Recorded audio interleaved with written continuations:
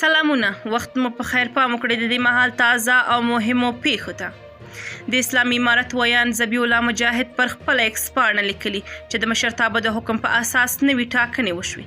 هغه لیکلي د سمنګان ولایت مخکینی امنیه قمندان مولوي حبیب الله شاکر، د بامیان ولایت د امنیه قمندان په توګه د بامیان ولایت مخکینی امنیه قمندان سید محمد حنیف عباده، د سمنګانو ولایت د امنیه قمندان په توګه د بلخ ولایت د استخباراتو مخکینی رئیس ملا رحمت الله ناظم، د دفاع وزارت د ستر درستیز توپچي ریاست د رئیس په توګه وټاکل شو.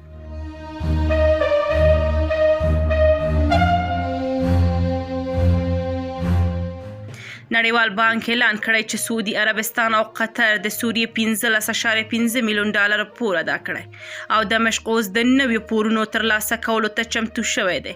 سعودي عربستان او قطر تیرې میاشتې داسې پلانونه اعلان کړي وو چې د سوریې پورونه به تصفیه کوي.